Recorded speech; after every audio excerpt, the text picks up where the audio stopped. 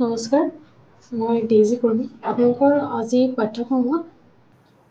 Administrative যিটো আমাৰ part আছে পাব্লিক এডমিনিষ্ট্ৰেশ্যনৰ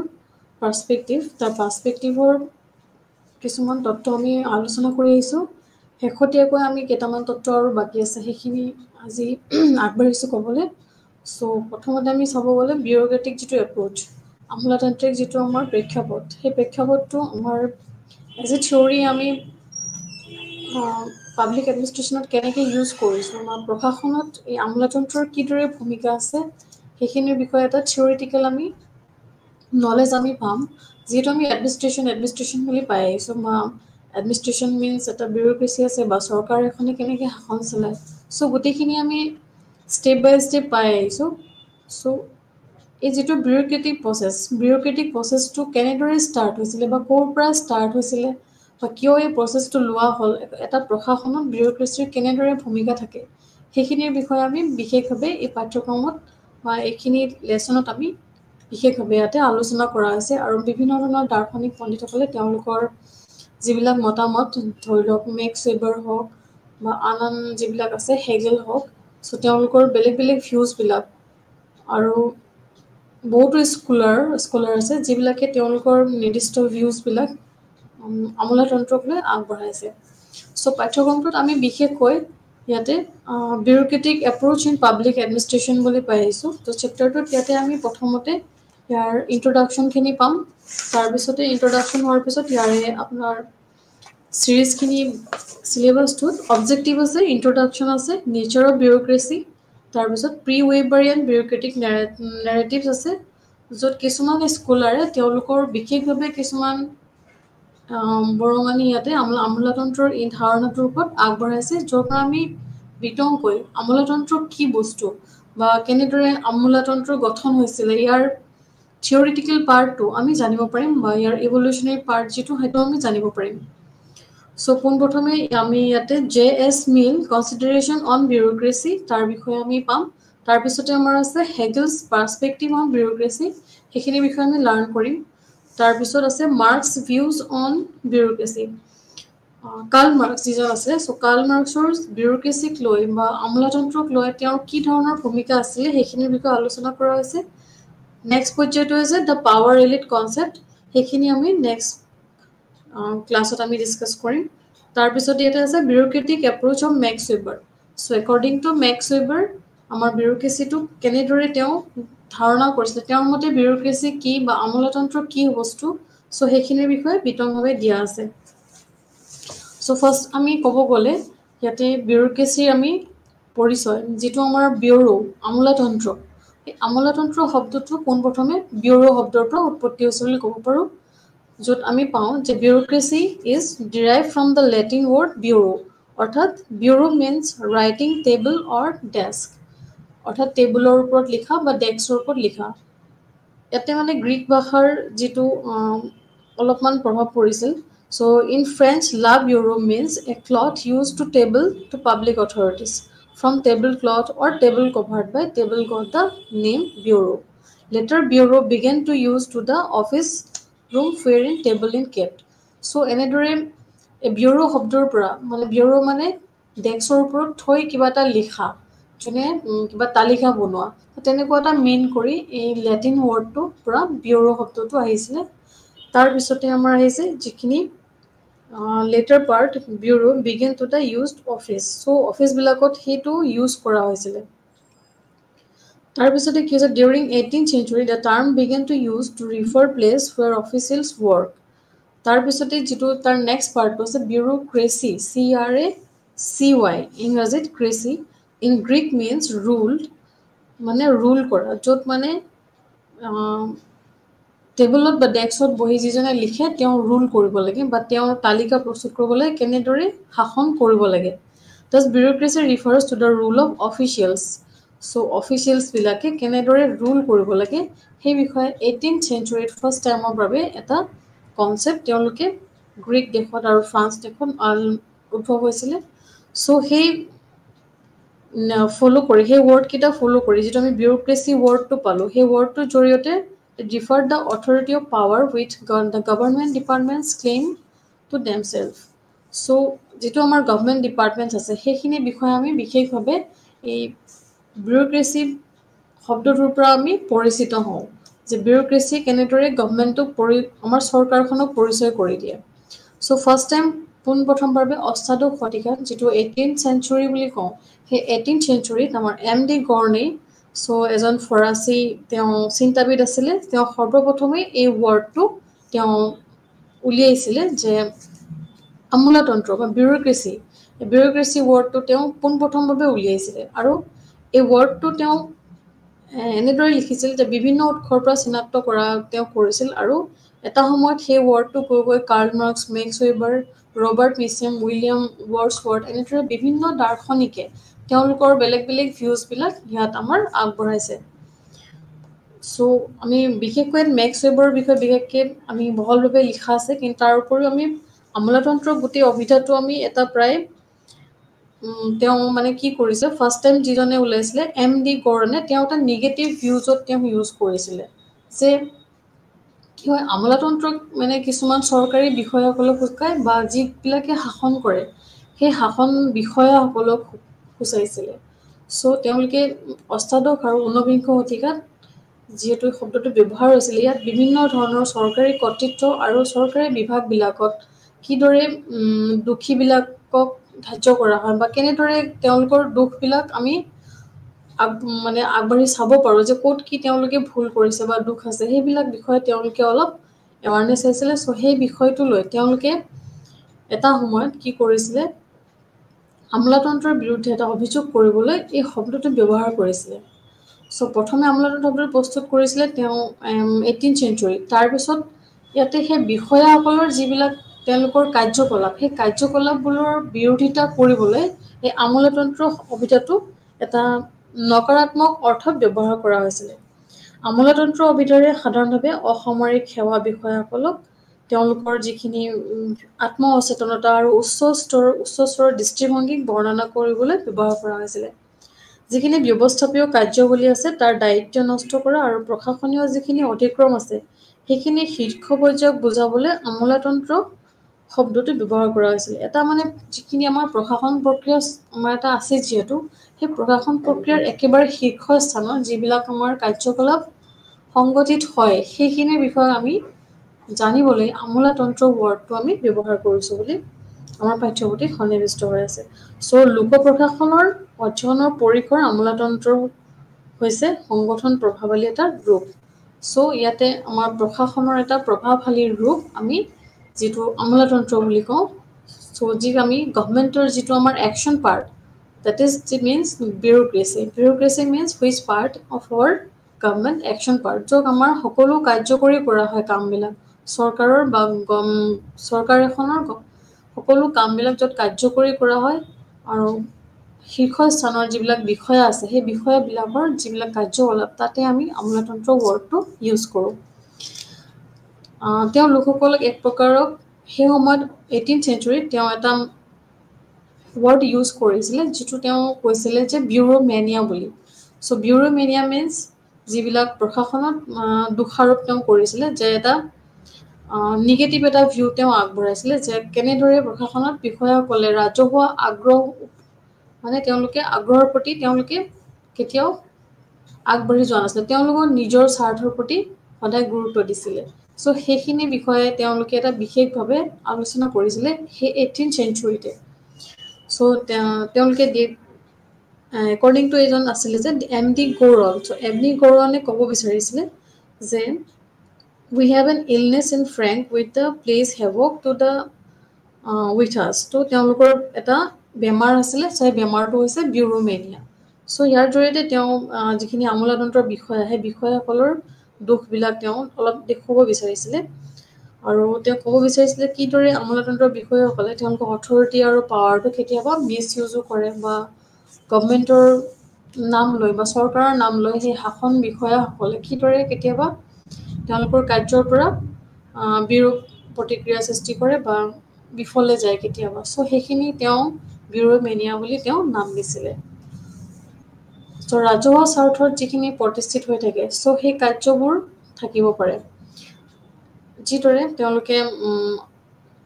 ব্যক্তিগত স্বাৰ্থ জড়িত কাৰ্যবিলাক সম্পাদন কৰে। চ' ৰাজহুৱা স্বাৰ্থতো তেওঁলোকে ব্যক্তিগত স্বাৰ্থৰ কামবিলাক সম্পাদন কৰে এই আমোলাতন্ত্ৰৰ বিষয়াসকলে। একৰ্ডিং টু এম ডি গৰ্ণাই তেওঁ শাসনৰ যিখিনি এটা নতুন গোট, এই গোটটোৰ বিষয়ে তেওঁক আমাক চিনাক্ত কৰি দিছিলে, য'ত শাসন ৰক্ষা কৰাটোৱে নিজে এক সমাপ্তি হৈ পৰিছিলে। ইয়াতে কি হৈছিলে, শাসনৰ পদ্ধতি, আমি কেনেদৰে শাসন কৰিব লাগে।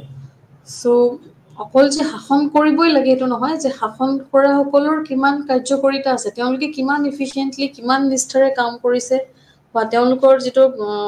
শীৰ্ষ পৰ্যায়ৰ বিষয়া আছে, সেই বিষয়াসকলে কেনেদৰে তেওঁলোকৰ কাম কাজবিলাক শাসন কাৰ্য চলাই আছে, সেই বিষয়ে এটা নতুন ৰূপ আমাক তেওঁ চিনাক্ত কৰি দিছিলে। আৰু সেই নতুন ৰূপটোক আমি বিউৰক্ৰেচি বুলি আমি ক'ব পাৰোঁ। আৰু ইয়াৰ থিয়ৰিটো আমি জানিবলৈ, আৰু বিশেষভাৱে কিছুমান স্কলাৰ আছে, চ' তেওঁলোকৰ ভিউজবিলাক আমি বেলেগ বেলেগ ষ্টেপত আমি জানিবলৈ চেষ্টা কৰিম। চ' প্ৰতিদিনে কি হৈছে, আমাৰ সমগ্ৰ বিশ্বৰ নাগৰিকসকলে তেওঁলোকৰ যিখিনি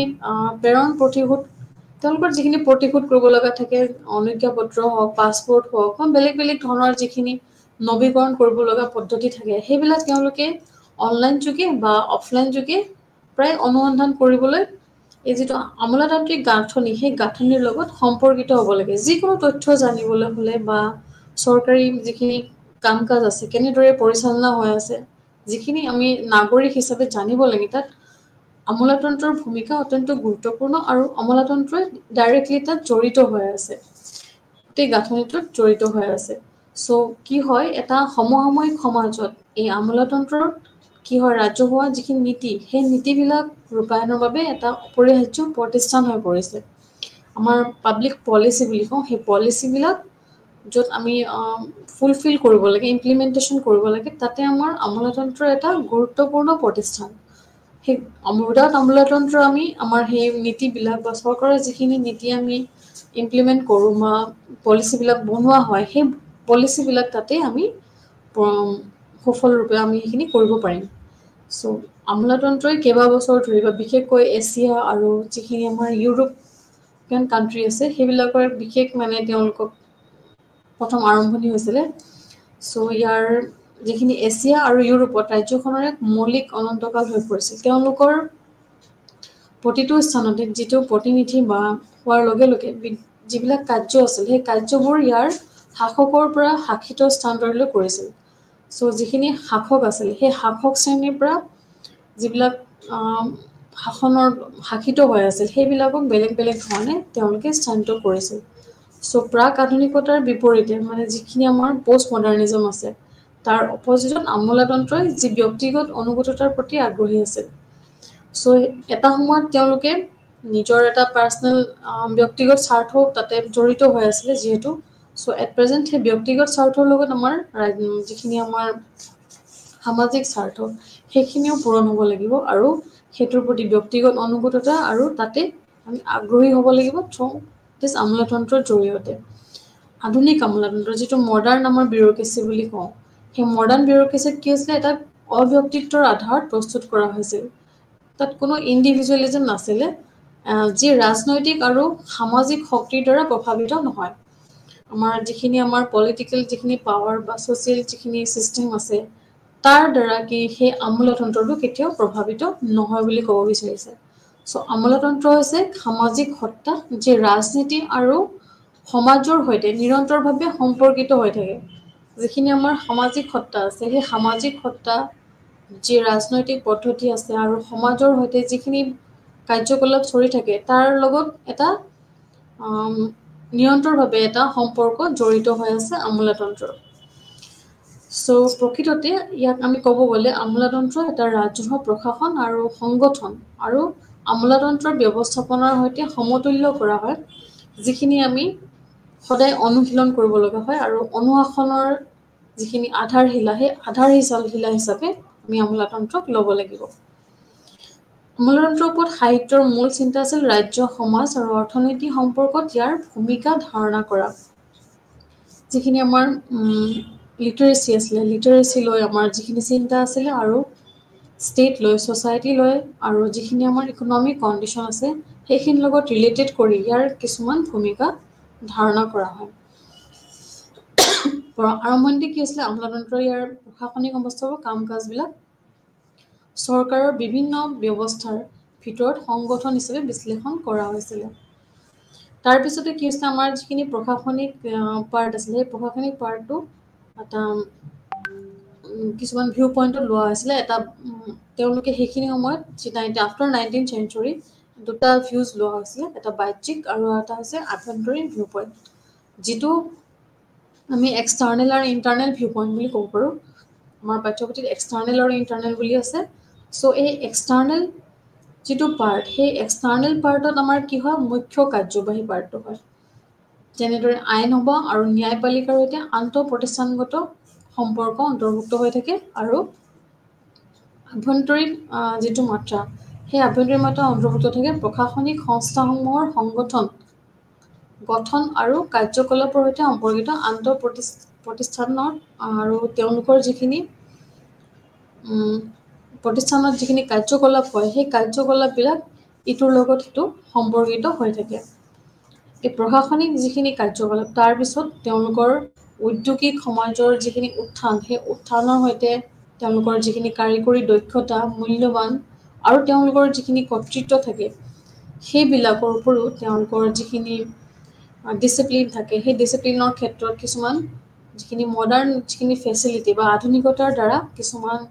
চেঞ্জ আনিবলৈ চেষ্টা কৰা হৈছে আৰু সেই চেঞ্জ বিলাকৰ সৈতে বেলেগ বেলেগ ক্ষেত্ৰত মিলাব পৰাকৈ এক কাৰ্যকৰী সংগঠন এটাৰ গঠন কৰাৰ প্ৰয়োজন তেওঁলোকে চিন্তা চৰ্চা কৰি আছিলে চ' ইয়াতে আমি বেলেগ বেলেগ ধৰণৰ আমি যিখিনি আমাৰ স্কলাৰ আছে চ' সেই স্কলাৰবিলাকে বেলেগ বেলেগ ধৰণে ইয়াতে আলোচনা কৰিছে আমোলাতন্ত্ৰক লৈ এটা ঔদ্যোগিক সমাজৰ উত্থানৰ সৈতে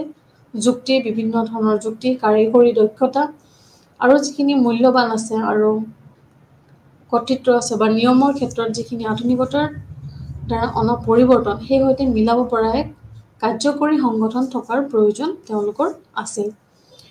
চ' ইয়াতে আমি বেলেগ বেলেগ ধৰণৰ স্কলাৰ্ছ দেখিছোঁ জে.এছ. মিল gears W.F. Hegel Karl marks ইত্যাদিৰ দৰে বহুতো চিন্তাবিদ আছিলে তেওঁলোকে আমোলাতন্ত্ৰৰ বিষয়ে বেলেগ বেলেগ ধৰণে তেওঁলোকৰ চিন্তা চৰ্চা আগবঢ়াইছিলে আৰু চিন্তা চৰ্চা কৰিছিলে অৱশ্যে মেক্স ৱেবাৰ যিটো পুঁজিবাদৰ পোহৰত তেওঁলোকে ইয়াৰ অৰ্থ বুজিবলৈ প্ৰণালীবদ্ধ প্ৰয়াস কৰিছিল চ' বিভিন্ন ধৰণৰ আমি ইয়াতে থিয়ৰী পাই আহিছোঁ বেলেগ বেলেগ স্কলাৰবিলাকৰ সেই থিয়ৰীবিলাকৰ ভিতৰত যিটো আমাৰ মেক্স ৱেবাৰ থিয়ৰী চ' মেক্স ৱেবাৰ থিয়ৰী তাত কি হয় এই যিটো পুঁজিবাদ ধাৰণা বা যিটো আমোলাতন্ত্ৰিক যিটো ধাৰণা সেই ধাৰণাটো এটা প্ৰণালীবদ্ধভাৱে তেওঁ অধ্যয়ন কৰিছিল আৰু ইয়াৰ অৰ্থ বুজাবলৈ আমাৰ সমাজত বা প্ৰশাসনত প্ৰতিটো ক্ষেত্ৰতে ইয়াক প্ৰণালীবদ্ধভাৱে ষ্টাডি কৰিবলৈ তেওঁ প্ৰয়াস কৰিছিল চ' তাৰপিছতে আমি ইয়াৰ বিভিন্ন ধৰণৰ নেচাৰ্ছ বিষয়ে আমি দেখা পাম যে নেচাৰ বুলি ক'লে আমোলাতন্ত্ৰ শব্দটোৰ ইয়াতে চৰকাৰ আৰু যিখিনি চৰকাৰ আৰু ব্যৱসায়ক বহুলভাৱে ব্যৱহাৰ কৰা হৈছে মাৰ্কেট চিষ্টেম এণ্ড গভৰ্ণমেণ্ট বা ষ্টেট চ' ইয়াতে ওতঃপ্ৰোতভাৱে জড়িত হৈ আছে বুলি আমোলাতন্ত্ৰ শব্দটোৱে ক'ব বিচাৰিছে আমোলাতন্ত্ৰ হৈছে প্ৰণালী য'ত কি হয় এটা প্ৰশাসনক বা প্ৰশাসনিক প্ৰণালী বুলি ক'ব পাৰোঁ আমি যাক বহুতো ব্যক্তিৰ কামৰ এটা প্ৰণালীবদ্ধ হিচাপে আমি তাক সমন্বয় কৰি এটা বৃহৎ পৰিমাণৰ প্ৰশাসনিক কাম সম্পাদন কৰাৰ বাবে প্ৰস্তুত কৰোঁ য'ত মানে সকলো ধৰণৰ প্ৰশাসনিক কাম এটা বিশেষ ধৰণৰ উচ্চ পৰ্যায়ৰ বিষয়ালৈ বা টেলেণ্টেড কিছুমান ব্যক্তিৰ সমষ্টি তেওঁলোকে মানে শীৰ্ষস্থানীয় ব্যক্তি বা মানে কাৰ্যকৰীভাৱে তেওঁলোকে সুযোগ্য যিবিলাকে সকলো ধৰণৰ তেওঁলোকক পৰামৰ্শ দিব পাৰে বা সকলো ধৰণৰ প্ৰশাসনিক পৰামৰ্শ বা তেওঁলোকৰ বিধিবিলাক তেওঁলোকে দিব পাৰে চ' চৰকাৰ এখন চলিবলৈ হ'লে বা গণতন্ত্ৰ বা যিকোনো এখন দেশ বা ৰাষ্ট্ৰ চলিবলৈ হ'লে কিদৰে আমোলাতন্ত্ৰ শব্দটো আমি চৰকাৰ ব্যৱসায় এটা বহুলভাৱে ব্যৱহাৰ জড়িত কৰিছোঁ তাক এটা আৰু প্ৰশাসনিক কাম কাজ সম্পাদন কৰাত কিদৰে আমোলাতন্ত্ৰক আমি শব্দটো ইউজ কৰিছোঁ সেই বিষয়ে এটা বিশেষভাৱে ধাৰণা আমি শৈক্ষিকভাৱে আমাৰ একাডেমিক পাৰ্টত আমি আমাৰ পাঠ্যপুথিত আমি পঢ়িবলৈ পাইছোঁ যে একাডেমিক হিচাপে আমি বিউৰ'ক্ৰেচি কি হয় বা শৈক্ষিক অনুষ্ঠানত বিউৰ'ক্ৰেচি কিদৰে প্ৰয়োজন হয় বা আমোলাতন্ত্ৰ প্ৰশাসনৰ উদ্দেশ্য এক নিৰ্দিষ্ট আৰ্হিৰ সামাজিক সংগঠন হিচাপে কেনেদৰে আগবাঢ়ি আহিছে তাৰ বিষয়ে বিভিন্ন সময়ত বিভিন্ন স্কলাৰে তেওঁলোকৰ মতামত আগবঢ়াইছে। সো এটা শৈক্ষিক অনুসৰণ, সো এটা মানে শৈক্ষিক অনুসৰণ বুলি ক'ব গ'লে আমি কি ক'ব লাগিব যে আমোলাতন্ত্ৰ অধ্যয়নটোৱে Max Weber, Wilson, Woodrow Wilson আছিলে আমাৰ, লুথাৰ গুলিক আছিলে, FW টাইলৰ আদিৰ কামত এটা ইয়াৰ শিপা বিচাৰি পাইছিলে। সো তেওঁলোকে কি হৈছিলে প্ৰথমতে এটা এইটো একাডেমিক পাৰ্চুৱেট হিচাপে তেওঁলোক নাছিলে। আফটাৰ এই স্কলাৰবিলাকে যেতিয়া অধ্যয়ন কৰিলে তেতিয়াহে আমি একাডেমিক পাৰ্চুৱেট আজি এইটো আমি পঢ়িবলৈ পাইছোঁ বা জানিবলৈ পাইছোঁ যে কিদৰে প্ৰশাসন এখন চলিবলৈ কেনেদৰে আমোলাতন্ত্ৰৰ প্ৰয়োজন হয় বা আমোলাতান্ত্ৰিক বিষয় ব্যৱহাৰৰ প্ৰয়োজন হয়, য'ত নেকি এখন দেশৰ সকলো নীতি বা চৰকাৰী নীতিবিলাক যিখিনি আমাক পলিচিবিলাক সেই পলিচিবিলাক ৰূপায়ণ কৰা হয়, প্ৰস্তুত কৰা হয়, তেনেদৰে কিছুমান প্ৰশাসনিক বিষয় আমাৰ অত্যন্ত প্ৰয়োজনীয়। আৰু সেইবিলাক প্ৰয়োজন হয় আমাৰ এই যিটো আমাৰ আমোলাতান্ত্ৰিক যিটো ছিষ্টেম বা বিউৰ'ক্ৰেটিক যিটো ছিষ্টেম, সেই ছিষ্টেমত আমি ইয়াক ইউজ কৰি আছোঁ। সো এজ এন একাডেমিক পাৰ্চুৱেট আমি অনুসৰণ হিচাপে এটা শৈক্ষিক অনুসৰণ হিচাপেও আমি আমোলাতন্ত্ৰক ক'ব পাৰোঁ। কাৰণ ইয়াক বিভিন্ন সময়ত বিভিন্ন যিবিলাক আমাৰ স্কলাৰ আছে বেলেগ বেলেগ সময়ত বেলেগ বেলেগ দিশত ৰাষ্ট্ৰৰ হিতৰ বাবে বা আমাৰ সমাজৰ হিতৰ বাবে বেলেগ বেলেগ ধৰণে তেওঁলোকে অধ্যয়ন কৰি আহিছে। সো ইয়াতে ক'ব গ'লে আমি মেয়াৰ আৰু ক্ৰাউছ বিচাৰি পাইছিল যে অনুসন্ধানৰ এটা শাৰী আছে আৰু সেই সাধাৰণীকৰণৰ যোগে তত্ত্বগত প্ৰিন্সিপাল কিছুমান বিকশিত হৈ থাকে। সো প্ৰতিটো ক্ষেত্ৰতে কিছুমান তেওঁলোকে উৎস পাইছিলে। যেতিয়াই তেওঁলোকে অধ্যয়ন কৰিছিলে এটা শৈক্ষিকভাৱে, তাত প্ৰতিটো ক্ষেত্ৰতে তেওঁলোকে এটা উৎস বিচাৰি পাইছিলে আৰু সেই উৎসবিলাক পৰৱৰ্তী সময়ত আমোলাতান্ত্ৰিক সংস্থাবোৰৰ কি কেনেকৈ আৰু কিয় তেওঁলোকে প্ৰয়োজন, কেনেকৈ এইবিলাক প্ৰয়োজন আৰু কিয় প্ৰয়োজন আৰু কেনেকৈ আমি আমোলাতান্ত্ৰিক সংস্থাটোৰ জৰিয়তে এই প্ৰশাসনটো আমি কাৰ্যকৰীভাৱে বা সুচাৰুৰূপে পৰিচালনা কৰিব পাৰোঁ, সেই বিষয়ে তেওঁলোকে বেলেগ বেলেগ সময়ত এটা তত্ত্বগত অধ্যয়ন কৰিছিলে। সো আমি সেই পাঠ্যক্ৰমত বিতংভাৱে ইয়াতে আলোচনা কৰা হৈছে। সো মই ইয়াতে শ্বৰ্টলি ইয়াতে আপোনালোকক এতিয়া ক'ম যে ষ্টাৰ্টিঙত কি হৈছিলে, যিটো ছিষ্টেমেটিক তেওঁলোকে অনুসন্ধান কৰিছিলে যে প্ৰশ্নটোৰ চাৰিওফালে কি আছিল যে পুঁজিবাদী সমাজৰ বাবে আমোলাতন্ত্ৰ কেনেদৰে পৰিচালনা কৰিব লাগে, সো বিউৰ'ক্ৰেচি কেনেদৰে পৰিচালনা কৰিব লাগে সেই বিষয়ে তেওঁলোকে এটা প্ৰশ্ন উত্থাপন কৰিছিলে। তাৰপিছতে যেতিয়া দ্বিতীয় যুদ্ধ হৈছিলে, সেই দ্বিতীয় যুদ্ধৰ পিছৰ সময়ছোৱাত আফটাৰ ছেকেণ্ড ৱৰ্ল্ড ৱাৰ কি হৈছিলে, যিখিনি গণতান্ত্ৰিক পৰিস্থিতি হৈছিলে তাত আমোলাতান্ত্ৰিক সংস্থাবোৰৰ ভূমিকা আৰু অন্বেষণ কৰাটো মুখ্য চিন্তা হৈ পৰিছিলে। সো ছেকেণ্ড ৱৰ্ল্ড ৱাৰৰ পিছৰ সময়ছোৱাত যিটো আমাৰ ডেম'ক্ৰেটিক ছিষ্টেম আছিলে সেই সেইটো চিটুৱেশ্যনত সমাজত আমাৰ প্ৰশাসনত যিদৰে পৰিস্থিতিৰ উদ্ভৱ হৈছিলে, তাতে কি হয় আমোলাতান্ত্ৰিক এই সংস্থাবোৰৰ ভূমিকা অতিকৈ গুৰুত্বপূৰ্ণ হৈ পৰিছিলে আৰু তেওঁলোকেই মুখ্য ভূমিকা পালন কৰিব লগা হৈছিলে। সো এইদৰে তেওঁলোকে এটা এটা তত্ত্ব আগবঢ়াইছিলে যে আমোলাতন্ত্ৰৰ ওপৰত সাহিত্য পৰীক্ষা কৰাটো বা যিখিনি আমি তত্ত্ব বা লিটাৰেচি পৰীক্ষা কৰিছোঁ, তাত জনপ্ৰশাসনৰ যিবিলাক স্কলাৰ আছিলে, পণ্ডিত আছিলে, ইয়াৰ প্ৰকৃতিৰ ওপৰত তেওঁলোকে দুটা দৃষ্টিভংগী বিশেষভাৱে তেওঁলোকে আলোচনা কৰিছে, যিটো আমি নেচাৰ বুলি পাইছোঁ, নেচাৰ অফ বিউৰ'ক্ৰেচি আমি পাইছোঁ। প্ৰথম দৃষ্টিভংগীটো হৈছে আমোলাতন্ত্ৰক এক সঁজুলি বা ইয়াক এটা লক্ষ্যৰ দক্ষ ৰূপায়ণৰূপে তেওঁলোকে সৃষ্টি কৰিছিল। চ' প্ৰথম অৱস্থাত আমোলাতন্ত্ৰ এক সঁজুলি বুলি তেওঁলোকে ল'ব বিচাৰিছিলে। চ' যিবিলাক স্কলাৰ আছিলে, স্কলাৰ বিষয়ে তেওঁলোকে বা পণ্ডিতসকলে প্ৰশাসনৰ জনপ্ৰশাসনত তেওঁলোকে কেনেদৰে চলিব লাগিব বা তেওঁলোকৰ যি দৃষ্টিভংগী, সেই দৃষ্টিভংগীত প্ৰথমতে আমোলাতন্ত্ৰক এটা তেওঁলোকে অস্ত্ৰ হিচাপে লৈছিলে লক্ষ্যক ৰূপায়ণ কৰিবলৈ, যে যিখিনি প্ৰশাসনৰ আমাৰ লক্ষ্য আছে, কেনেদৰে আমি পলিচিবিলাক বা নীতিবিলাক আমি আগবঢ়াম বা প্ৰণয়ন কৰিম বা ৰূপায়ণ কৰিম। চ' সেইবিলাক প্ৰণালীবদ্ধভাৱে এটা স্বীকৃতি পাইছিলে থ্ৰু দিছ বিউৰ'ক্ৰেচিৰ জৰিয়তে তেওঁলোকে ছিষ্টেমেটিকেলি বস্তুবিলাক এটা স্বীকৃতি পাইছিলে। আৰু এই দৃষ্টিভংগী কি হৈছিলে, আমোলাতন্ত্ৰক তেওঁলোকৰ যিখিনি যুক্তিকতা আছে, সেই যুক্তিকতাৰ প্ৰতীক হিচাপে তেওঁলোকে গণ্য কৰিছিলে। ইয়াতে তেওঁলোকে ক'ব বিচাৰিছে যে এটা ছিষ্টেমেটিক ষ্টাডি আমাৰ প্ৰয়োজন হৈছিলে সেইখিনি সময়ত আফটাৰ ছেকেণ্ড ৱৰ্ল্ড ৱাৰ আমাৰ প্ৰশাসনখনৰ চলিবলৈ এটা চিষ্টেমেটিক ৱেৰ প্ৰয়োজন হৈছিলে আৰু এই চিষ্টেমেটিক ৱেটো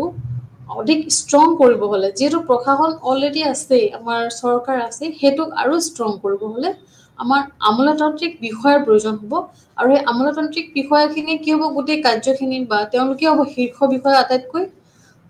চৰকাৰৰ বা দেশৰ শীৰ্ষ বিষয় তেওঁলোকে গোটেই শাসনটো যাতে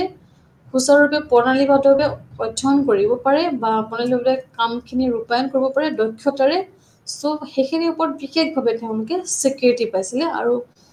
এই আমোলাতন্ত্ৰৰ যিটো যৌক্তিকতা সেই যৌক্তিকতাৰ এটা প্ৰতীক হিচাপে তেওঁলোকে গণ্য কৰিছিলে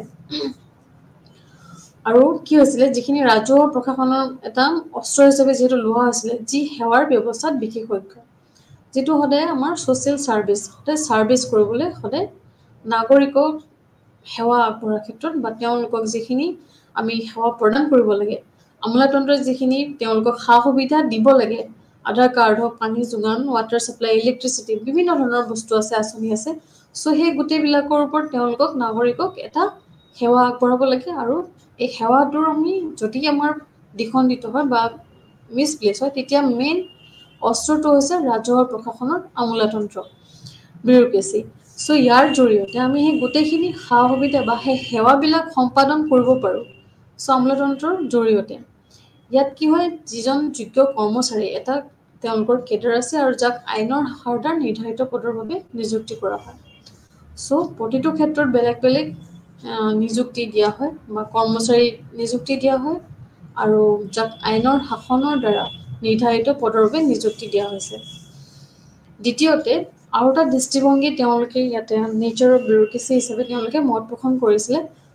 এই দৃষ্টিভংগীটো মুখ্যতঃ ইয়াৰ সদস্য বা যিবিলাক তেওঁলোকৰ নাগৰিক আছে সেই নাগৰিকসকলৰ ওপৰত নিয়ন্ত্ৰণ প্ৰয়োগ কৰাৰ ক্ষমতাৰ এক সঁজুলি বুলি আমোলাতন্ত্ৰক তেওঁলোকে অন্বেষণ কৰিছিলে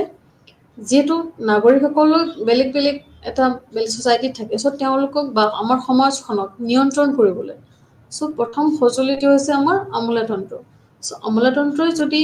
ষ্ট্ৰং হয় আমাৰ সমাজখনো সুচাৰুৰূপে নিয়ন্ত্ৰণ হ'ব বুলি আমি ক'ব পাৰোঁ ইয়াৰ পৰা আমি ক'ব পাৰোঁ যে আমোলাতান্ত্ৰিক যিখিনি প্ৰণালী আছে সেই প্ৰণালীবিলাকৰ স্বাৰ্থত বা যিকোনো নিহিত স্বাৰ্থৰ পক্ষত গোটেইখিনি এটা সামঞ্জস্য আমাৰ সমাজৰ লগত বা চৰকাৰৰ লগত বা আমাৰ প্ৰতিটো ক্ষেত্ৰতে আমাৰ নাগৰিকৰ মানে সুচাৰুৰূপে চলিবলৈ আমাৰ সম্পৰ্কিত হৈ আছে দৰাচলতে কি হ'ল দ্বিতীয় যিখিনি দৃষ্টিভংগী আছে সেই ছেকেণ্ড দৃষ্টিভংগীটো যিটো আমাৰ আছে যে নাগৰিকৰ ওপৰত নিয়ন্ত্ৰণ কৰাৰ প্ৰয়োগ আছে কৰাৰ ক্ষমতা এই নাগৰিকৰ ওপৰত নিয়ন্ত্ৰণ কৰাৰ যিটো ক্ষমতা সেই ক্ষমতা দৃষ্টিভংগীটো এই আমোলাসকলৰ বা যিখিনি আমোলাসকলৰ মিনছ তেওঁলোকৰ যিবিলাক বিষয়া আছে সেই আমোলা বিষয়াসকলৰ প্ৰক্ৰিয়াটো বা তেওঁলোকৰ যিখিনি ছিষ্টেম আছে সেইটো এটা তেওঁলোকে বেলেগ ধৰণে আগবঢ়াই নিব বিচাৰিছিলে যিহেতু তেওঁলোকে সেই দৃষ্টিভংগী বিবেচনা কৰাৰ যোগ্য আৰু সেইটো নিৰ্ধাৰণ কৰাত তেওঁলোকে কোনো ধৰণৰ সমস্যা নাই যেন ভাবিছিলে তেওঁলোকে যিখিনি কণ্ট্ৰল কৰিছিলে এখন ছ'চাইটি বা দেশ এখনক কেনেদৰে কণ্ট্ৰল কৰিব লাগে প্ৰতিটো ক্ষেত্ৰতে এভৰি ছেক্টৰ সেই আমোলাতন্ত্ৰই সেইখিনি তেওঁলোকে এটা দৃষ্টিভংগী নিম্ন পৰ্যায়ৰ বা আন বিষয়াসকলক তেওঁলোকে বিবেচনা কৰিছিলে আৰু যোগ্য সেই যিখিনি তেওঁলোকে নীতি নিৰ্ধাৰণ কৰিছিলে সেই নীতি নিৰ্ধাৰণবিলাকৰ জৰিয়তে যিকোনো ধৰণৰ সমস্যা ছ'চাইটি বা আমাৰ নাগৰিকসকলৰ বেলেগ বেলেগ ক্ষেত্ৰত বহুতো সমস্যা থাকে সেই সমস্যাবিলাক কেনেদৰে সমাধান কৰিব পাৰি তাৰ এটা বিশেষ অস্ত্ৰ হিচাপে আমি আমোলাতন্ত্ৰক আমি ল'ব পাৰোঁ আৰু ইয়াৰ পৰিৱৰ্তে কি হৈছিলে সংগঠনবোৰত এই আমোলাকৰণৰ দৰে অন্তৰ্নিহিত যিখিনি প্ৰৱণতা আছে সেই প্ৰৱণতাবিলাক কি পৰিস্থিতিত প্ৰকট হৈছিলে আৰু তাক চিনাক্ত কৰাৰ ওপৰত কেনেদৰে গুৰুত্ব আৰু সেইবিলাক কেনেকুৱা দেখিবলৈ কেনেকুৱা ধৰণৰ হ'ব পাৰে বা কেনেধৰণে সেই পৰিস্থিতিত এই প্ৰৱণতাবোৰ গঠন হ'ব পাৰে সেইবিলাকৰ ওপৰত বিশেষভাৱে এটা তত্ত্বগত অধ্যয়ন কৰিছিলে যিটো সাংগঠনিক দিশ আছিলে আৰু এটা অৰ্গেনাইজেশ্যনেল যিটো কনচেপ্ট আছিলে এম্পেৰিকেল এটা অধ্যয়ন হৈছিলে আৰু সেই অধ্যয়নৰ ওপৰত আধাৰিত কৰি এণ্ডলাৰ নামৰ এজন স্কলাৰ আছিলে তেওঁ যিটো ইতিবাচক দৃষ্টিভংগী সেই দৃষ্টিভংগী তেওঁ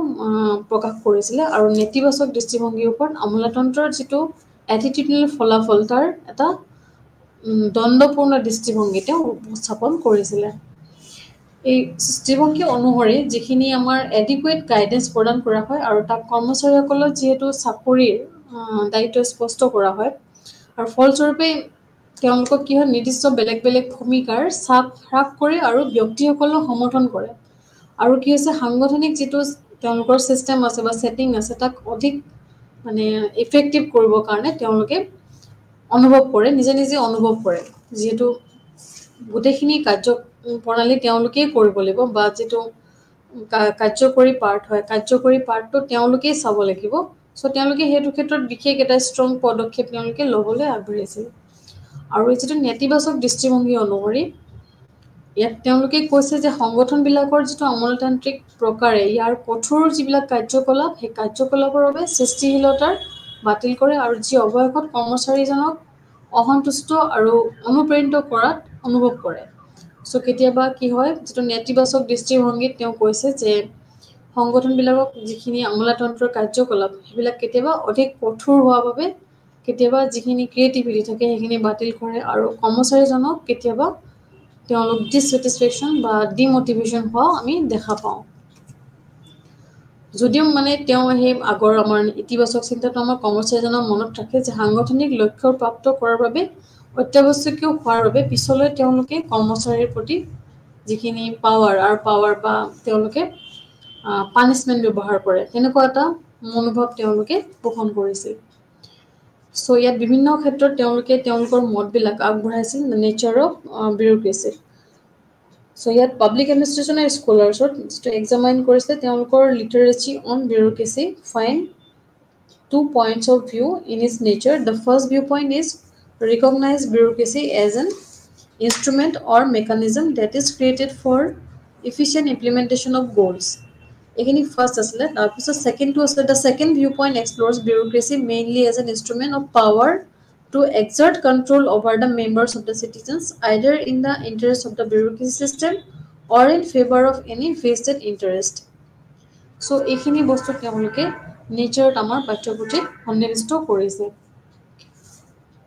তাৰপিছতে আমি পাম ইয়াতে যিখিনি প্ৰি ৱেবাৰিয়ান বিউৰক্ৰেটিক নেৰেটিভছ চ' প্ৰি ৱেবাৰিয়ান নেৰেটিভছ আমাক আফটাৰ বিফ'ৰ মেক্স ৱেবাৰে আছিলে প্ৰথমজন বিজ্ঞান দাৰ্শনিক যিয়ে আমাৰ আমোলাতন্ত্ৰক বিজ্ঞানসন্মত আৰ্হিৰে এটা প্ৰণালীবদ্ধভাৱে তেওঁ বিভিন্ন ধৰণৰ তেওঁ ব্যাখ্যা আগবঢ়াইছিলে আৰু তেওঁ ষ্টাডি কৰিছিলে সেই বিষয়ে আমি পাছৰ পৰ্যায়ত আমি আলোচনা কৰিম চ' ৰাজহুৱা প্ৰশাসনত যিখিনি সাহিত্যত প্ৰায় উল্লেখ কৰা হৈছে যে মেক্স ৱেবাৰ যিখিনি আধুনিক আৰু আমোলাতন্ত্ৰ আটাইতকৈ গুৰুত্বপূৰ্ণ চিন্তাবিদ আৰু যিখিনি আমাৰ মডাৰ্ণ বিউৰক্ৰেচি আছে সেই মডাৰ্ণ বিউৰক্ৰেচিক মেক্স ৱেবাৰক এজন গুৰুত্বপূৰ্ণ চিন্তাবিদ হিচাপে আমি লৈছোঁ কিয়নো এইটো মন কৰিব লাগিব যে মেক্স ৱেবাৰৰ আগতে জে.এছ. মিল G.W.F. হেগেল কাৰ্ল মাৰ্কছ আদিৰ দৰে বহুতো পণ্ডিত আছিল কোনো আমোলাতন্ত্ৰৰ ওপৰত ব্যাপক আলোচনা নিৰ্ধাৰণ কৰিছিল চ' এই গোটেইবিলাকে তেওঁলোকে এটা ব্যাপক আলোচনা বা মই যিহেতু আগতে কৈ আছোঁ যে তত্ত্বমূলক যিটো আলোচনা তত্ত্বমূলক ব্যাখ্যা তেওঁলোকে ষ্টেপ বাই ষ্টেপ ষ্টাডি কৰি আহিছে ফ্ৰম 18th century চ' তেওঁ M.D. গৰ্ণেৰ পৰা সেইটো ষ্টাৰ্ট হোৱাৰ পৰা লাহে লাহে কেইবাজনো তেওঁ স্কলাৰে ইয়াৰ বিষয়ে তত্ত্বগতভাৱে আলোচনা আগবঢ়াই আহিছে আৰু ব্যাপকভাৱে সেইবিলাক আমোলাতন্ত্ৰৰ ওপৰত আমি ষ্টাডি কৰিব পাৰিছোঁ চ' এজ এ একাডেমিক আমি আমোলাতন্ত্ৰৰ ইয়াৰ ব্যাপক ৰূপ এটা বা এটা বিস্তৃত ৰূপ এটা আমি দেখিবলৈ পাইছোঁ এই চিন্তাবিদসকলৰ জৰিয়তে Max Weber G.S.W. Hegel Karl Marx J.S. Mill এনেধৰণৰ বিভিন্ন শীৰ্ষ চিন্তাবিদসকলে তেওঁলোকৰ বিভিন্ন মতামত আমাৰ আমোলাতন্ত্ৰক লৈ সময়ে সময়ে আগবঢ়াই আহিছে চ' প্ৰথমে আমাৰ পাঠ্যপুথি আছে J.S. Mill's contribution on bureaucracy so' J.S. Mill contribution on bureaucracy আমাৰ বুকুত সন্নিৱিষ্ট হৈ আছে so' consideration on representative government in 1861 so' তেওঁৰ এটা ৰাইটিংছ আছিলে যে consideration on representative government was written about half a century before Weber's publication on bureaucracy. So Weber যিটো আমাৰ ষ্টাডি আছিলে বহুত পাছত আহিছে তেওঁ এটা বৈজ্ঞানিকভাৱে বা প্ৰণালীবদ্ধভাৱে বেলেগ ধৰণে অধ্যয়ন কৰিছিলে তাৰ আগতে জেছ মিলৰ বিষয়ে আমি ক'ব পাৰিম যে তেওঁ এই বিউৰ'ক্ৰেচিক ওপৰত এটা বিবেচনা বা আমোলাতন্ত্ৰৰ ওপৰত ৱেবাৰৰ যিখিনি ভাৱধাৰা সেই শতিকাৰ আগতে লিখা কিছুমান পুথি সন্নিৱিষ্ট কৰিছিলে কনচিডাৰেশ্যন অন ৰিপ্ৰেজেণ্টেটিভ গভৰ্ণমেণ্ট 1861 তাতে কি হৈছিলে সেইখিনি সময়ত বিভিন্ন আমোলাতন্ত্ৰ শব্দটোৱে চৰকাৰৰ যিখিনি প্ৰত্যক্ষ সেই প্ৰত্যক্ষ কামবিলাক বুজাইছিলে আৰু কেতিয়াবা তেওঁ বিউৰ'ক্ৰেটিক যিখিনি প্ৰকৃত ৰাজ্যপাল বুলি তেওঁ উল্লেখ কৰিছিলে জেছ মিলৰ মতে আমোলাতন্ত্ৰৰ অৰ্থ স্পষ্ট কৰে যে কিয়নো আমোলাতন্ত্ৰৰ সাৰাংশ আৰু যিখিনি ইয়াৰ অৰ্থ আছে তাৰে তেওঁলোকে কিছুমান সঁচা বা মিছা তাৰ ওপৰত তেওঁলোকে এটা সাৰাংশ ক্ৰিয়েট কৰিছিলে আৰু যেতিয়া চৰকাৰৰ কামবিলাক বা কামত পেছত ৰাজ্যপালৰ সকলো ধৰণৰ হস্তক্ষেপ থাকে বা তেওঁৱে গুৰুত্বপূৰ্ণ বুলি তেওঁ ক'ব বিচাৰিছিলে বা সকলো ধৰণৰ কাম কাজ বা পেছত ৰাজ্যপালসকলৰ হাতত থাকে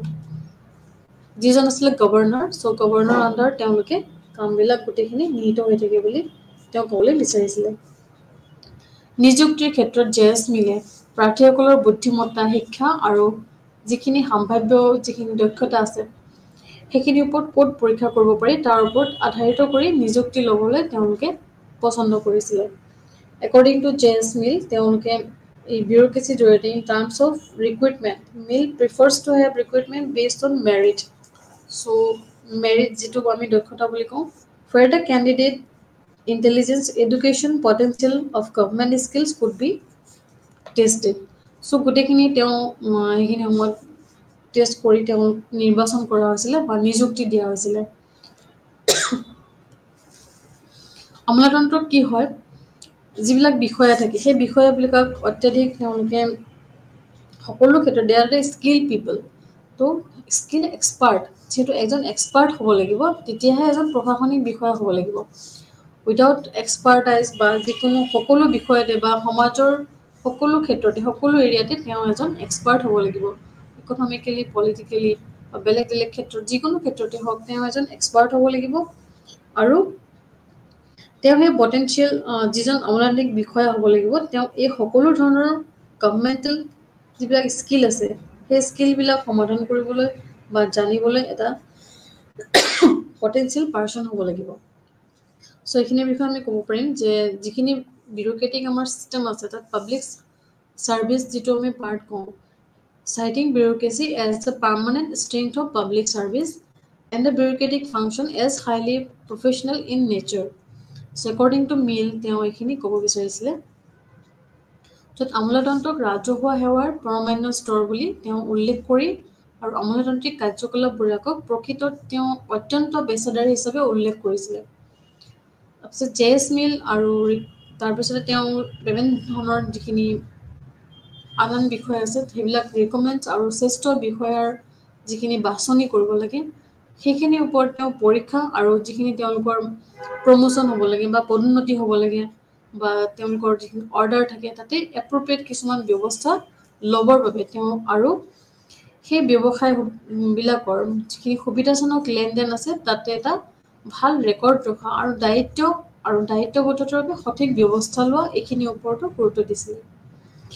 তাৰপিছতে কি হৈছে যিখিনি ইয়াৰ প্ৰতিনিধি আছিল সেই প্ৰতিনিধি চৰকাৰ আৰু আমোলাতন্ত্ৰৰ মাজৰ সম্পৰ্ক এটা অন্বেষণ কৰোঁতে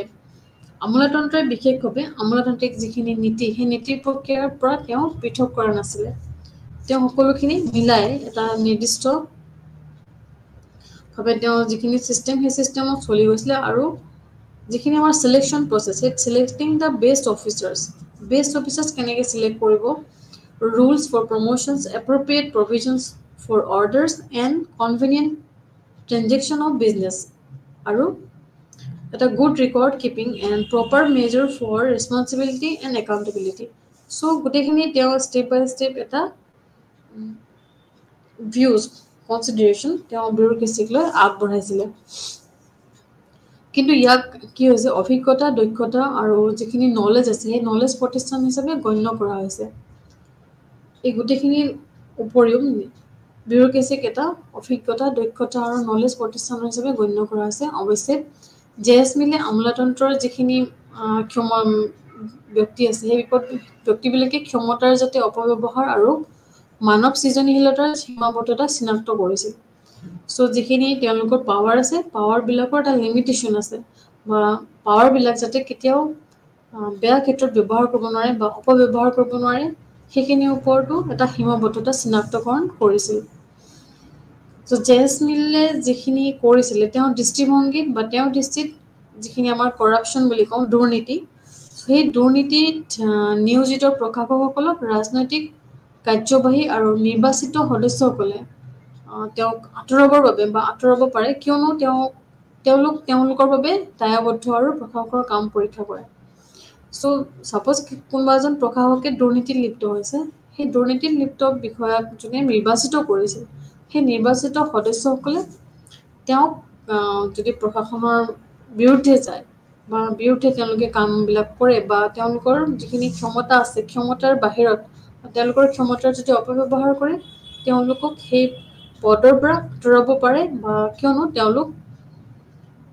সেইটো কামৰ বাবে দায়বদ্ধ হৈ থাকে সো প্ৰশাসকসকলক যিবিলাক কাম আছে সেই কাম কাজৰ পৰীক্ষা কৰাও এটা ব্যুৰ'ক্ৰেচি মেইন উদ্দেশ্য হৈ পৰিছে যদিহে এই দিনবোৰত সেইবিলাকত কেতিয়াবা এজন আমোলা বিষয়াক নৈতিক ভিত্তিত পদৰ পৰা আঁতৰাই দিয়া নহয় সো তেওঁলোকে কি হয় সেই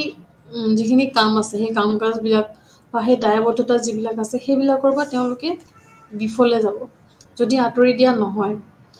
সো এই পজিটিভিষ্ট দৃষ্টিভংগীৰ বিপৰীতে জেমছ মিলে আমোলাতন্ত্ৰক মূল্যমুক্ত সত্তা হিচাপে বিবেচনা কৰা নাছিল বৰঞ্চ পক্ষপাতিত্বমূলক ৰাজনীতিত এক নিৰপেক্ষ সত্তা হিচাপে ইয়াৰ ভূমিকা বিবেচনা কৰিছিল সো বিভিন্ন ক্ষেত্ৰত ইয়াৰ আমি নিৰপেক্ষ যিখিনি সত্তা সেই সত্তাখিনি তেওঁলোকে ব্যুৰ'ক্ৰেচিত একৰ্ডিং টু জেমছ মিল ইয়াক নিৰপেক্ষ সত্তা হিচাপে ইয়াৰ ভূমিকা বিবেচনা কৰিছিল জেমছ মিলে কি হৈছে যিখিনি আমাৰ ষ্টেটৰ আছে বা ৰাজ্যসমূহৰ যিটো ডেভেলপমেণ্ট আৰু নাগৰিকৰ যিটো ডেভেলপমেণ্ট ৰাষ্ট্ৰৰ বিকাশ আৰু নাগৰিকৰ বিকাশত এই ব্যুৰ'ক্ৰেচিৰ বাবে এক সাম্ভাৱ্য ভূমিকা চিনাক্ত কৰিছিল যে কেনেদৰে এজন দায়বদ্ধ ব্যক্তি হ'ব পাৰে দেশৰ বাবে চৰকাৰৰ বাবে নাগৰিকৰ বাবে এই আমোলাতন্ত্ৰৰ বাবে সাম্ভাৱ্য ভূমিকা চিনাক্ত কৰিছিল নাগৰিক এজনৰ বা নাগৰিকসকলৰ বিকাশত বা তেওঁলোকৰ ডেভেলপমেণ্টত আমোলাতন্ত্ৰৰ ভূমিকা কেনেদৰে গুৰুত্বপূৰ্ণ সেই গুৰুত্বপূৰ্ণ বিষয়টো তেওঁ চিনাক্ত কৰিছিলে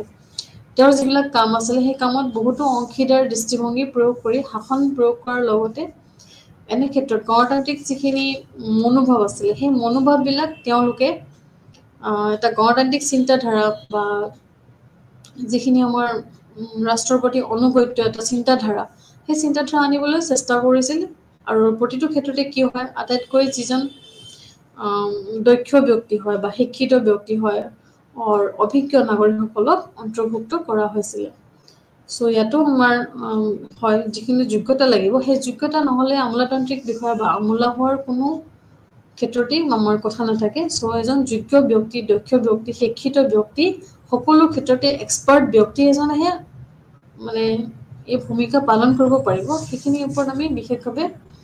বা তেনেধৰণৰ নাগৰিকসকলক বিশেষভাৱে অন্তৰ্ভুক্ত কৰা হৈছিল এই আমোলাতন্ত্ৰত আৰু এই আমোলাতন্ত্ৰৰ ওপৰত বেলেগ বেলেগ যিখিনি দৃষ্টিভংগী সেই দৃষ্টিভংগীত এক সাম্ভাৱ্য ভূমিকা চিনাক্ত কৰিছিল য'ত ৰাজ্যসমূহৰ বা দেশৰ যিখিনি ডেভেলপমেণ্ট ৰাষ্ট্ৰৰ প্ৰগতি হ'ব পাৰে আৰু নাগৰিকৰ প্ৰগতিত পথ আৰু উন্নত হ'ব পাৰে সেই বিষয়ে তেওঁলোকে এটা গণতান্ত্ৰিক মনোভাৱ আনিবলৈ চেষ্টা কৰিছিল তাৰপিছত আমি ক'ব পাৰোঁ একৰ্ডিং টু জেএছ মিল আমি ক'লোঁ কণ্ট্ৰিবিউশ্যন অফ ব্যুৰ'ক্ৰেচি চ' তেওঁ সেইদৰে আমাৰ ব্যুৰ'ক্ৰেচিক পাৰ্টটো আমাক অধ্যয়ন কৰিছিলে আৰু এজ এ একাডেমিক পাৰ্চুইট আমি তেওঁৰ পৰা সেইখিনি বিষয়বস্তু জানিব পাৰিলোঁ কিদৰে এজন দক্ষ বিষয়া আমোলাতন্ত্ৰক প্ৰয়োজন হয় বা দক্ষ বিষয়া কেনেদৰে নিজৰ কাৰ্যভাৰ বা কাৰ্যপদ্ধতি গ্ৰহণ কৰে সেই গোটেইখিনি আমি তেওঁৰ পৰা আমি জানিব পাৰিলোঁ একৰ্ডিং টু জেমছ মিল তাৰপিছতে আমি হেগেলৰ পাৰ্চপেক্টিভ অন ব্যুৰ'ক্ৰেচি JW ফ্ৰেডৰিচ হেগেল তেওঁৰ ফুল নেমটো হৈছে JW ফ্ৰেডৰিচ হেগেল চ' তেওঁৰ যিখিনি চিন্তাধাৰা বা তেওঁৰ যিখিনি ইনফ্লুৱেঞ্চ আছিলে সেইখিনি আমি একনলেজ ব্যুৰ'ক্ৰেচি কেনেদৰে তেওঁ একনলেজ কৰিছে in governing organization in the modern state. So ইয়াৰ বিষয়ে তেওঁ নিজৰ philosophy আগবঢ়াইছে. One of the influenced thinker who acknowledged bureaucracy as the main governing organization in the modern state was G.W. Friedrich Hegel. So, in his philosophy of right, published in 1821, so তেওঁ লিখিছিলে এইখিনি বস্তু. He deliberates about how liberal state can be organized and endorsed the role of the civil service as an essential element of government. So, civil service কিদৰে এটা essential government হয় তেওঁ বিশেষভাৱে আমাক তেওঁৰ ৰাইটিঙত লিপিবদ্ধ কৰিছে 1821ত in his philosophy of right নামৰ বুকখনত. So, আধুনিক যিখিনি ৰাজ্য ব্যৱস্থা আছে আধুনিক ৰাজ্যৰ মুখ্য পৰিচালনা সংগঠন হিচাপে আমোলাতন্ত্ৰক স্বীকাৰ কৰা হৈছে. ৰাজ্যখনৰ পৰিচালনাৰ মুখ্য সংগঠন হৈছে আমোলাতন্ত্ৰ. So, তেওঁ এইটো আমাক এটা ভিউজ তেওঁ আগবঢ়াইছিলে যে এখন চৰকাৰ বা ৰাজ্য বা এখন দেশৰ পৰিচালনা কৰিবলৈ এটা মুখ্য সংগঠন হৈছে আমোলাতন্ত্ৰ. আমোলাতন্ত্ৰক স্বীকাৰ কৰা এজন প্ৰভাৱশালী চিন্তাবিদ আছিল G.W. ফ্ৰিডৰিচ হেগেল. চ' তেওঁ এইখিনি বিশেষভাৱে আলোচনা কৰিছিল আৰু তেওঁৰ ফিলচফি মতে তেওঁ যিখিনি আমাৰ চিভিল ছাৰ্ভিচ বিষয়া আছে সেই চিভিল ছাৰ্ভিচ বিষয়াসকলে কিদৰে তেওঁলোকৰ ৰুলবিলাক শাসন পৰিচালনা কৰিবলৈ পৰিচালনা কৰে সেইবিলাকৰ বিষয়ে তেওঁ আমাক লিপিবদ্ধ কৰা হৈছে আমাৰ পাঠ্যপুথিত. হেগেলছ পাৰ্সপেক্টিভৰ মতে তেওঁ যিখিনি উদাৰ ৰাজ্যবোৰ আছে তেনে কেনেদৰে সংগঠিত কৰিব পাৰি আৰু সেই বিষয়ে আলোচনা কৰে আৰু চৰকাৰৰ এক যিখিনি ধাৰণা সেই ধাৰণাখিনি তেওঁলোকে নীতিগতভাৱে কেনেদৰে আলোচনা কৰিব পাৰি সেইখিনি বিষয়ে তেওঁ বিশেষভাৱে আলোচনা কৰিছিল আৰু যিখিনি ইম্পৰ্টেণ্ট বা এসেনশিয়েল উপাদান আছিল চৰকাৰৰ যিবিলাক উপাদান সেই হিচাপে অসামৰিক সেৱাৰ ভূমিকা সমাপ্ত কৰিছিল আৰু যিখিনি আকৰ্ষণীয়ভাৱে হেগেলে এক সাৰ্বজনীন শ্ৰেণী হিচাপে অসামৰিক সেৱা বুলি ভূমিকা তাক বজাই ৰাখিছিল আৰু যেহেতু তেওঁলোকৰ কাৰ্যকলাপ সমাপ্তি হৈছিলে সাৰ্বজনীন আগ্ৰহ আৰু ইয়াৰ উপলব্ধি কৰাৰ ওপৰত এটা সাৰ্বজনীন আগ্ৰহ থাকিব লাগিব আৰু তাক উপলব্ধি কৰিব লাগিব. হেগেলৰ যিটো system according to G.W. Hegel, so তেওঁ আমোলাতন্ত্ৰৰ যিটো ধাৰণা সেই ধাৰণাটো ৰাজ্যৰ ইচ্ছা হিচাপে সংজ্ঞায়িত কৰি উচ্চ স্তৰলৈ উঠাইছিল আৰু ইয়াক এক অতীন্দ্ৰিয় সত্তা বুলি তেওঁ ব্যক্তিগত মনৰ পৰা এটা মন বুলি বিবেচনা কৰিছিল. So, আধুনিক আমোলাতন্ত্ৰৰ বাবে হেগেলটো হৈছে তেওঁৰ যিখিনি কল্পনা আৰু সংগঠনৰ যিখিনি বৈশিষ্ট্য সেই বৈশিষ্ট্যবোৰৰ ভিতৰত আছে নিম্নলিখিত বিশেষত্বসমূহ. প্ৰথমে আমি চাব লাগিব যেটো কওঁ আমি অথৰিটি কিছুমান বিশেষত্ব আমি দেখা পাওঁ হেগেলৰ চিন্তাধাৰাত আমোলাতন্ত্ৰ এটা সংগঠিত এটা আধুনিক সংগঠন চৰকাৰী সংগঠন আধুনিক চৰকাৰী সংগঠনটোৰ কিছুমান আমি বিশেষত্ব থাকিব লাগিব য'ত আমি কৰ্তৃত্ব থাকিব লাগিব অথৰিটি পদানুক্ৰমিক নীতি থাকিব লাগিব আৰু ইয়াৰ পদবীৰ পৰা পৃথকীকৰণ দায়িত্ব থাকিব লাগিব আৰু প্ৰতিযোগিতাৰ জৰিয়তে যোগ্যতাৰ আধাৰিত নিযুক্তি আৰু স্থিৰ পৰিশ্ৰমিক যিখিনি আমি প্ৰতিযোগিতাৰ জৰিয়তে যোগ্যতাৰ আধাৰিত নিযুক্তি এইখিনি আমি আমাৰ বুকছত আমি পাই আহিছো যে কেনেদৰে এফিচিয়েন্ট এজন অফিচিয়েলছ আমি সিলেক্ট কৰিব পাৰো. সো এটা ষ্টেটৰ বিষয়ে তেওঁ বিশেষভাৱে আলোচনা কৰিছে. The organization characterized Hegel's envisages for a modern bureaucracy includes following features: functional of division authority, principle of hierarchy, separation of office from incumbent, merit-based recruitment through competition, fixed remuneration, and exercise of authority in compliance to the common goods. So, common goods থাকিব লাগিব এইখিনিৰ ওপৰত তেওঁ বিশেষভাৱে আলোচনা কৰিছিল. So, according to Hegel, সাধাৰণ যিখিনি কল্যাণ অনুসৰণত কৰ্তৃত্ব প্ৰয়োগ কৰা হৈছিল হেদৰে বিশ্বাস কৰিছিল যে সমতাবাদীসকলৰ এই সমতাবাদীসকলৰ ক্ষেত্ৰত কিছুমান এই বৈশিষ্ট্য যিবিলাক আমি ক'লো মেৰিট বেচিছ ৰিক্ৰুটমেণ্ট হওক বা ফিক্সড ৰেমুনাৰেশ্যনে হওক বা প্ৰিন্সিপল অফ হায়াৰাৰ্কি হওক বা সেপাৰেশ্যন অফ অফিচ ফৰ্ম হওক এই গোটেইখিনি বস্তু এটা বৈশিষ্ট্য হিচাপে তেওঁ লৈছিল আৰু এই বৈশিষ্ট্যবিলাকৰ ওপৰত আমোলাতান্ত্ৰিক গাঁথনি কেতিয়াও আটাইতকৈ উপযুক্ত প্ৰশাসনিক সংগঠন হিচাপে গণ্য কৰা নহ'ব বুলি তেওঁ এই সমতাবাদী ক্ষেত্ৰত প্ৰয়োগ কৰা নহ'ব বুলি তেওঁ কৈছিল সমতাবাদীসকলৰ ক্ষেত্ৰত কি হয় এই উপৰোক্ত বৈশিষ্ট্যবোৰৰ ওপৰত আধাৰিত এক আমোলাতন্ত্ৰিক গাঁথনিক কেতিয়াও আটাইতকৈ উপযুক্ত প্ৰশাসনিক ইয়াতে কি হয় সমতাবাদীত প্ৰশাসনিক বিষয়াজন তেওঁলোকৰ ভাল নহ'ব পাৰে তেওঁলোকে বিবেচনা কৰিছিল বা তেওঁ সেইটো মেৰিটছ থাকিব পাৰে বা তেওঁ কম্পিটিশ্যনৰ জৰিয়তে বিষয়া যে হৈছে সেইটোৰ মানে তেওঁৰ কোনো যোগ্যতা নাথাকিব পাৰে বুলি তেওঁ বিবেচনা কৰিছিল আৰু আমোলাতন্ত্ৰৰ ওপৰত তেওঁলোকৰ যিটো দৃষ্টিভংগী সেই দৃষ্টিভংগী বেলেগ বেলেগ যিখিনি তেওঁলোকৰ ভিউজ আছে সেই ভিউজবিলাকৰ ভিতৰত তেওঁ এটা কনচিডাৰ্ড ইট ইজ এটা ট্ৰেন্সেণ্ডেণ্ট এণ্টিটি হিচাপে তেওঁ লৈছিল a mind above the individual minds so' তেওঁ বেলেগ বেলেগ যিখিনি চিন্তাধাৰা ব্যক্তি আছে আমোলাতন্ত্ৰত তেওঁলোকৰ যিখিনি যোগ্যতা সেই যোগ্যতাবিলাক তেওঁ বিভিন্ন সময়ত বেলেগ বেলেগ পদবীৰ ক্ষেত্ৰত হওক বা প্ৰতিযোগিতাৰ জৰিয়তে হওক বা স্থিৰ পাৰিশ্ৰমিকৰ জৰিয়তে হওক বা কিছুমান কৰ্তৃত্বৰ জৰিয়তে হওক বেলেগ বেলেগ সময়ত তেওঁ বেলেগ বেলেগ ধৰণৰ বৈশিষ্ট্য আমাক তেওঁ দেখুৱাইছে যে কিদৰে আমোলাতন্ত্ৰৰ এই বৈশিষ্ট্যবিলাক থাকিব লাগিব তেতিয়াহে এজন সুস্থ বিষয়া বা সুস্থ প্ৰশাসনিক বিষয়া আমি শীৰ্ষস্থানত তেওঁক নিযুক্ত কৰিব পাৰিম বা কিদৰে তেওঁ নিয়োজিত হৈ চৰকাৰৰ কাৰ্যবিলাক সমাধান কৰিব পাৰিব বা আমাৰ দেশখন পৰিচালনা কৰিব পাৰিব আমোলাতন্ত্ৰৰ ওপৰত কাৰ্ল মাৰ্ক্সৰ দৃষ্টিভংগী চ' একৰ্ডিং টু কাৰ্ল মাৰ্ক্স আমোলাতন্ত্ৰৰ ওপৰত কি হয় কাৰ্ল মাৰ্ক্সৰ প্ৰভাৱ পুঁজিবাদী সমাজৰ পটভূমি নিৰ্ধাৰণ কৰা হৈছিল আৰু বিশেষকৈ আমোলাতন্ত্ৰৰ যিখিনি আমাৰ পুঁজিবাদী ভাৱ আছে কেপিটেলিজম আছে আমি আগতে পাই আহিছোঁ যে আমোলাতন্ত্ৰৰ ওপৰত মাৰ্ক্সৰ কেপিটেলিজম ছিষ্টেম যিটো পুঁজিবাদী সমাজ তাৰ এটা পটভূমিত নিৰ্ধাৰণ কৰিছিল আৰু সাৰ্বজনীন স্বাৰ্থৰ বজাই ৰখাৰ ওপৰত গুৰুত্ব দিয়া আছিল তেওঁ কাৰ্ল মাৰ্ক্সে পুঁজিবাদক তেওঁ সমালোচনা কৰিছিলে আৰু সদায় তেওঁ সাৰ্বজনীন স্বাৰ্থ বা জেনেৰেল ক্লাছ বা লোৱাৰ ক্লাছৰ স্বাৰ্থৰ ওপৰত তেওঁ বিশেষভাৱে গুৰুত্ব দিছিলে আমি যিহেতু জানো যে কাৰ্ল মাৰ্ক্সৰ যিটো শ্ৰেণী বিভাজন তেওঁ বিচৰা নাছিলে তেওঁ যিটো জনকল্যাণ হ'ব য'ত কল্যাণ ৱেলফেয়াৰ হ'ব লাগে সকলোৰে কল্যাণ হ'ব লাগে তেনেকুৱা এটা ধৰণৰ তেওঁ মত পোষণ কৰিছিলে চ' মাৰ্ক্সে আমোলাতন্ত্ৰক এক নিৰ্দিষ্ট আৰ্থ সামাজিক প্ৰেক্ষাপটত উদ্ভাৱিত সম্পৰ্কৰ এক সমষ্টি হিচাপে নিৰীক্ষণ কৰিছিলে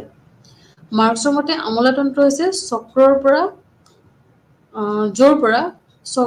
এক চক্ৰ য'ৰ পৰা কোনো পলায়ন কৰিব নোৱাৰে একৰ্ডিং টু কাৰ্ল মাৰ্ক্স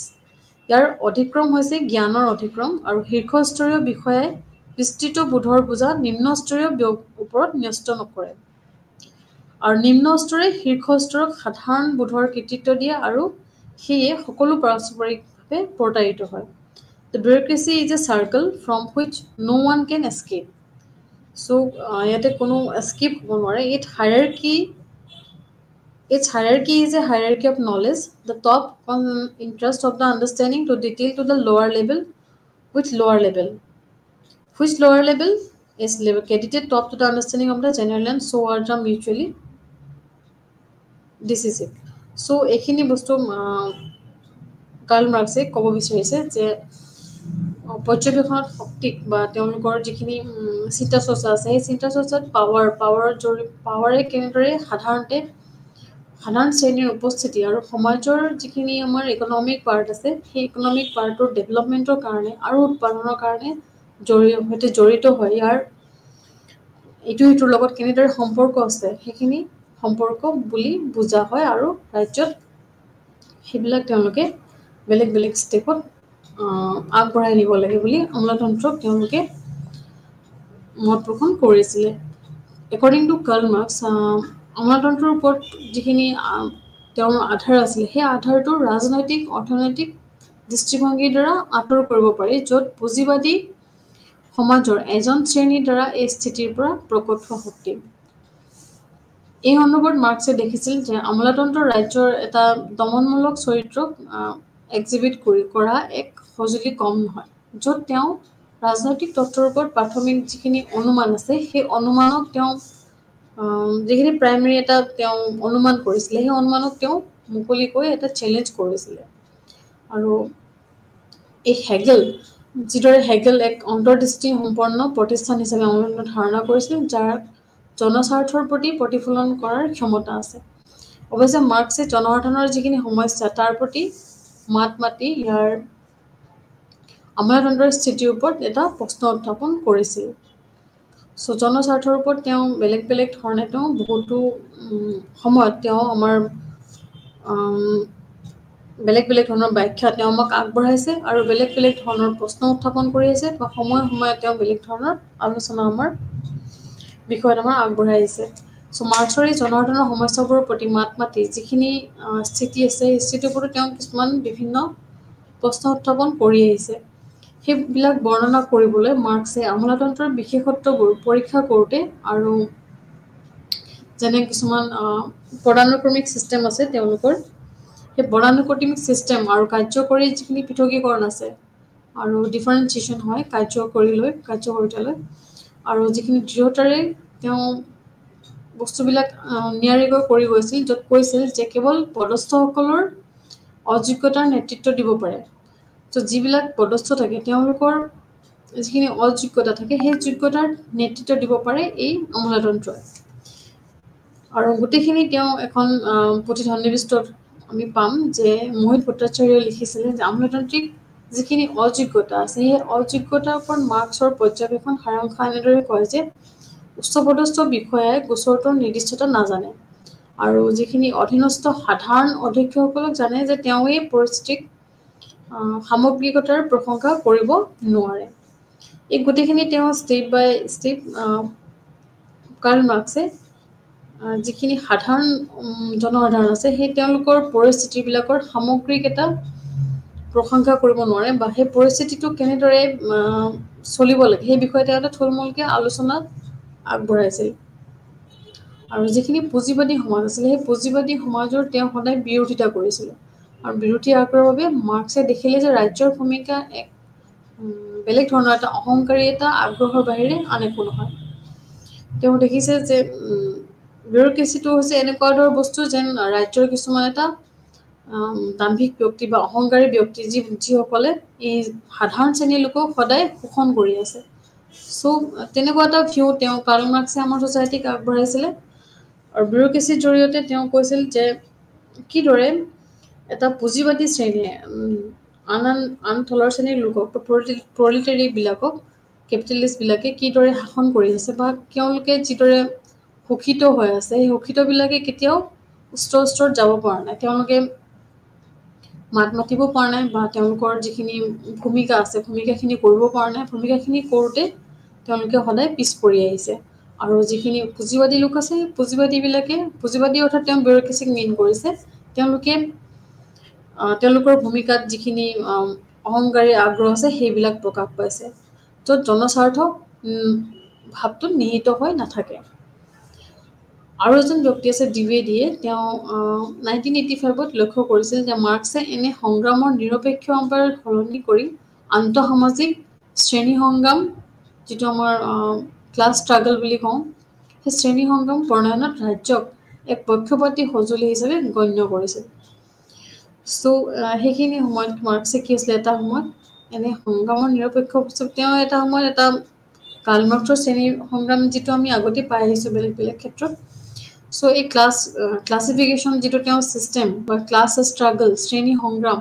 এই সংগ্ৰামত ৰাজ্যত এক বেলেগ ধৰণৰ এটা সেইখিনি সময়ত এটা জাগৰণৰ সৃষ্টি হৈছিলে, য'ত আমোলাতন্ত্ৰ এটা বিশেষভাৱে পক্ষপাতী সঁজুলি হিচাপে গণ্য কৰা হৈছিলে। আৰু এজন চিন্তাবিদ মিশ্ৰৰ মতে 1977ত মাৰ্ক্সৰ সেইটো আঙুলিয়াই দিছিলে ৰাজ্যৰ এক স্বতন্ত্ৰ সত্তা নাছিলে যিয়ে নিজৰ যিখিনি ইণ্টেলেকচুৱেল নৈতিক আৰু মুক্তিবাদী যিখিনি ধাৰণা সেই মুক্তিবাদী ধাৰণাৰ ওপৰত যিখিনি তেওঁৰ অৰ্থনৈতিক প্ৰভাৱশালী শ্ৰেণীৰ নিৰ্দেশিত কিছুমান নিয়ন্ত্ৰণ কৰা আৰু ৰাজ্যৰ এক সঁজুলি আৰু এজেণ্ট হিচাপে বিবেচনা কৰিছিল। চ' ইয়াত যিখিনি আমোলাতন্ত্ৰ আছে সেই আমোলাতন্ত্ৰৰ অৰ্থনৈতিকভাৱে যিখিনি প্ৰভাৱশালী শ্ৰেণী আছে তেওঁলোকক বিশেষভাৱে তেওঁ বিবেচনা কৰিছিলে যে চৰকাৰৰ এজেণ্ট হিচাপে। মাৰ্ক্সে ৰাজ্যিক আমোলাতন্ত্ৰক তত্ত্বাৱধায়ক কৰাৰ ওপৰত তেওঁলোকৰ যিখিনি সলনি কৰা গুৰুত্বপূৰ্ণ লেন্সৰ জৰিয়তে তেওঁলোকে বেলেগ বেলেগ ক্ষেত্ৰত তেওঁলোকে তত্ত্বাৱধায়ক সলনি কৰি এটা গুৰুত্বপূৰ্ণ ভূমিকা তেওঁলোকে গ্ৰহণ কৰিছিলে। মাৰ্কছৰ নিজৰ ভাষাত আমোলাতন্ত্ৰৰ সাধাৰণ মনোভাৱ হৈছে গোপনীয় আৰু তেওঁলোকে যিকে নিৰাপদভাৱে নিজৰ ভিতৰত পদানুক্ৰমৰ দ্বাৰা আৰু ইয়াৰ বিভিন্ন প্ৰকৃতিৰ দ্বাৰা এক সহযোগিতা হিচাপে বা একটা বান্ধন সহযোগিতা হিচাপে তেওঁলোকে ইয়াৰ বেলেগ বেলেগ ধৰণে ইয়াৰ চিন্তাৰ বাহিৰত তেওঁলোকে কাম কৰিছিলে সো কাৰ্ল মাৰ্কছৰ থিওৰিখিনি ইয়াতে শেষ হৈছে নেক্সট পৰ্যায়টো আমি ইয়াৰ পাঠ্যক্ৰমৰ নেক্সট ক্লাছত আমি আলোচনা কৰিম